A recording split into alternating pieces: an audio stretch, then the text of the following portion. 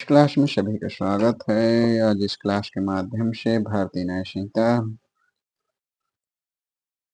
की धारा 319 से आगे की धाराओं को आईपीसी के उपबंधों के साथ पढ़ाया जाएगा। तो भारतीय न्याय संहिता की धारा 319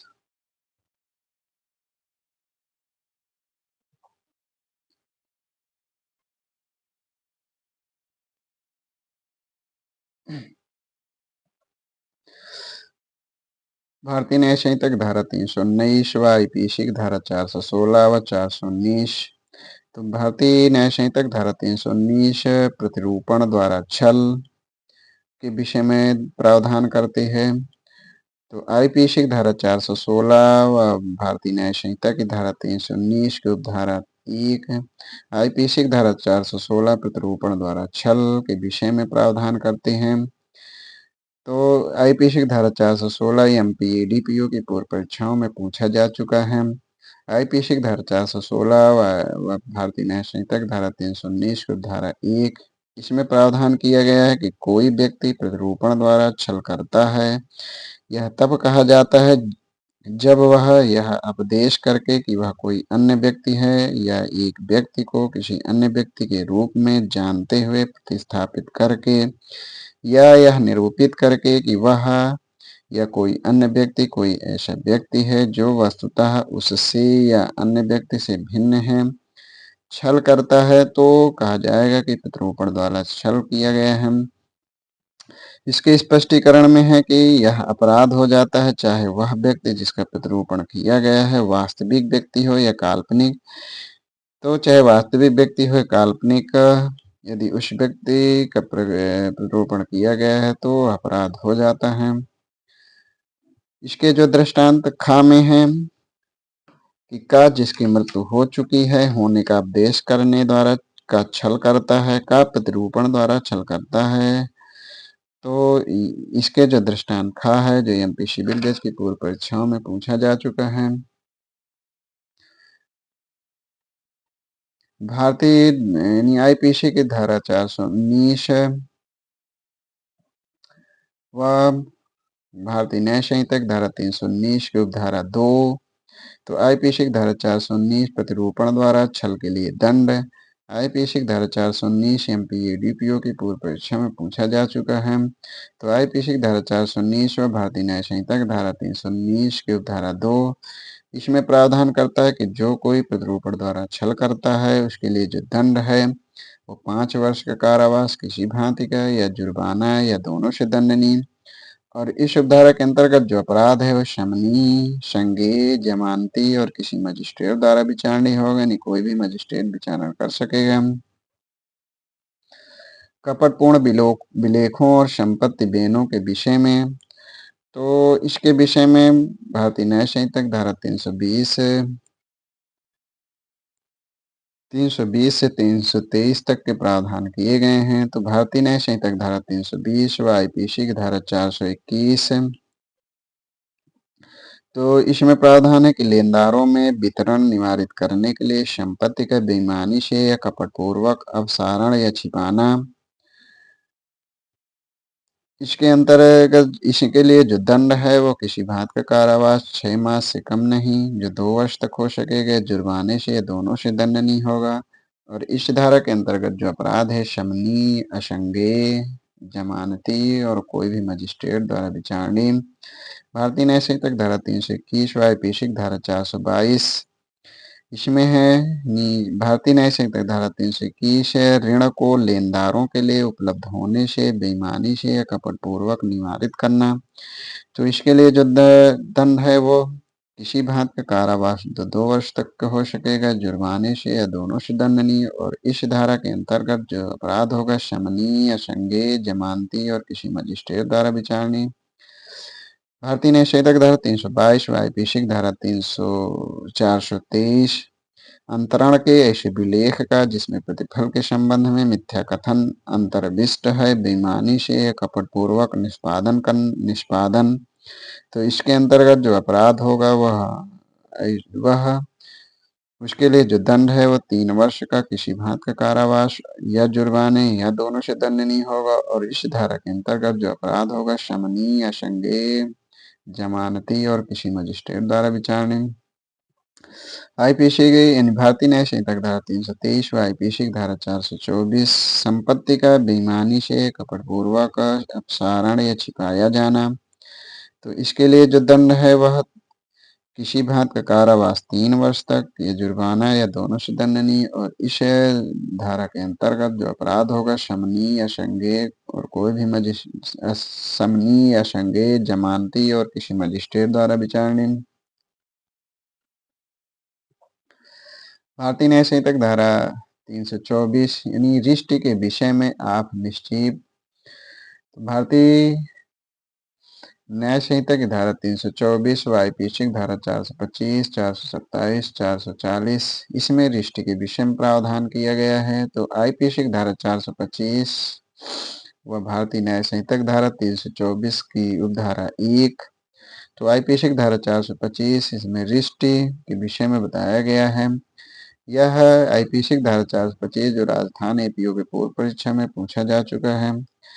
तो आईपीसी की धारा 425 व भारतीय न्याय संहिता की धारा 324 की उपधारा 1 इसमें बताया गया कि जो कोई इस आशय से या यह संभाव जानते हुए कि वह लोक को या किसी व्यक्ति को सदोष हानि या नुकसान कारित करे, किसी संपत्ति का नाश या किसी संपत्ति में या उसकी स्थिति में ऐसी तब्दीली कारित करता है जिससे उसका मूल्य या उपयोगिता नष्ट या कम हो जाती है या उस पर क्षतिकारक प्रभाव पड़ता है, तो वह रिष्टि करता है यह कहा जाएगा।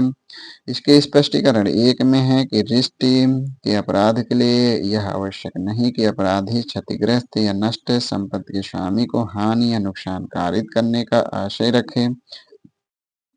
यह पर्याप्त है कि उसका यह आशय है या वह यह संभाव जानता है कि वह किसी संपत्ति को क्षति करके किसी व्यक्ति को, चाहे वह संपत्ति उस व्यक्ति की हो या नहीं, सदोष हानि या नुकसान कारित करे।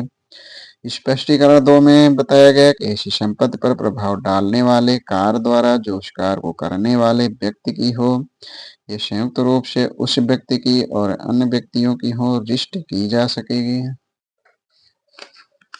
इसका जो इस धारा में भारतीय न्याय संहिता धारा 324 की धारा 1 के अंतर्गत जो दृष्टांत था उत्तराखंड सिविल जज की पूर्व परीक्षा में पूछा जा चुका है कि या कि सदोष हानि करने के आशय से उसके बर्फ घर में का पानी छोड़ देता है तो वह इस प्रकार बर्फ को गला देता है का निरिष्ट की है। इसी प्रकार दृष्टांत ग जो उत्तराखंड सिविल जज परीक्षा में पूछा गया है कि का इस आशय से या कि अंगूठी नदी में स्वेच्छा फेंक देता है कि या को उसके द्वारा सदोष हानि कारित हो, तो का ने रिष्ट की है। इसी प्रकार जो दृष्टांत अंगा में है कि का एक पोत का बीमा कराने के पश्चात उसे इस आशय से कि बीमा करने वालों को नुकसान कारित करे उसको स्वेच्छा संत्यक्त करा देता है, तो का ने रिष्ट की है। इसी प्रकार जो दृष्टांत 6 है कि या के साथ एक घोड़े में संयुक्त संपत्ति रखते हुए या को सदोष हानि कारित करने के आशय से का उस घोड़े को गोली मार देता है, का ने रिष्ट की है। इसी प्रकार जो दृष्टांत जा है कि का इस आशय से और यह संभाव जानते हुए कि वह या कि फसल को नुकसान कारित करे या कि खेत में पशुओं का प्रवेश कारित करा देता है, का ने रिष्टि का अपराध किया है। भारतीय दंड संहिता यानी आईपीसी की धारा 426 व भारतीय न्याय संहिता की धारा 324 की धारा 2 आईपीसी की धारा 426 रिष्टि के लिए दंड का प्रावधान करती है और यह उत्तराखंड सिविल जज की पूर्व परीक्षा में पूछा जा चुका है। तो आईपीसी की धारा 426 व भारतीय न्याय संहिता की धारा 324 की धारा 2 इसमें प्रावधान करता है कि जो कोई रिष्ट करता है उसके लिए जो दंड है 6 मास किसी भांत का कारावास या जुर्माना या दोनों से दंडनीय। और इस उपधारा के अंतर्गत जो अपराध होगा शमनी, असंज्ञेय, जमानती और किसी मजिस्ट्रेट द्वारा विचारणीय होगा। आईपीसी की धारा 426 में 3 मंथ के दंड का प्रावधान था। आईपीसी की धारा 427 व भारतीय न्याय संहिता की धारा 324 की उपधारा 2 उपधारा 3। तो आईपीसी की धारा 427 इसमें जो है कि रिष्ट जिससे 50 रुपए का नुकसान होता है 500 या उससे अधिक का नुकसान होता है 50 रुपए या उससे अधिक का नुकसान होता है तो आईपीसी की धारा 427 व भारतीय न्याय संहिता की धारा 324 की धारा 3 इसमें प्रावधान किया गया है कि जो कोई रिष्ट करता है और उसके द्वारा सरकारी या स्थानीय प्राधिकरण की संपत्ति सहित किसी संपत्ति की हानि या क्षति कारित करता है तो उसके लिए जो दंड है वो 1 वर्ष का कारावास किसी भांति का या जुर्माना या दोनों से दंडनीय। और इस उपधारा के अंतर्गत जो अपराध होगा वह संज्ञेय जमानती और किसी मजिस्ट्रेट द्वारा विचारणीय होगा। इसमें प्रावधान इसकी उपधारा 324 की उपधारा 4 यानी आईपीसी की धारा 427 में 50 से अधिक के नुकसान होता है रुपए का नुकसान होता है 324 यानी भारतीय न्याय संहिता की धारा 324 की धारा 4 में इसमें प्रावधान किया गया है कि जो कोई रिष्ट करता है और उसके द्वारा 20,000 रुपए से अधिक किंतु 1 लाख रुपए से अनधिक रकम की हानि या नुकसान कारित करता है तो इसके लिए जो दंड का कारावास है वो 2 वर्ष का किसी भांत का कारावास है जुर्माना या दोनों से दंडनीय। और इस उपधारा के अंतर्गत जो अपराध होगा शमनी असंज्ञेय जमानती और किसी मजिस्ट्रेट द्वारा विचारणीय। आईपीसी की धारा 427 में जो दंड था 2 वर्ष या जुर्माना या दोनों। आईपी भारतीय न्याय संहिता की धारा 324 की धारा 5 इसमें प्रावधान किया गया है कि जो कोई रिष्ट करता है और इसके द्वारा 1 लाख रुपए या उससे अधिक रकम की हानि या नुकसान कारित करता है तो इसमें जो दंड का प्रावधान है वो 5 वर्ष किसी भांत का कारावास या जुर्माना या दोनों से दंडनीय। और इस उपधारा के अंतर्गत जो अपराध है संज्ञेय या जमानती प्रथम वर्ग मजिस्ट्रेट यानी संज्ञेय जमानती प्रथम वर्ग मजिस्ट्रेट द्वारा विचारणीय होगा। तो इसमें 324 की उपधारा 3 में है कि सरकारी या स्थानीय प्रशासन की संपत्ति सहित किसी संपत्ति की हानि। 324(4) में है 20,000 से अधिक किंतु 1 लाख से कम की राशि की हानि। 324 की उपधारा 5 में है कि 1 लाख या उससे अधिक रकम की हानि के विषय दंड का प्रावधान। आईपीसी की धारा 440 व भारतीय न्याय संहिता की धारा 324 की उपधारा 6। तो आईपीसी की धारा 440 मृत्यु या उपहत कारित करने की तैयारी के पश्चात की गई रिष्ट के विषय में प्रावधान करता है।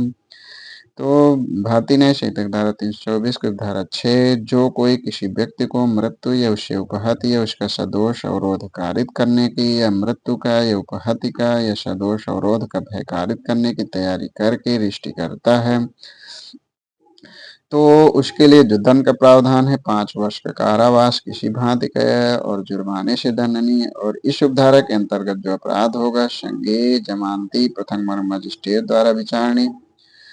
तो आज यहीं तक भारतीय न्याय संहिता की धारा 325 से आगे की धाराओं को अगली क्लास में पढ़ाया जाएगा। धन्यवाद।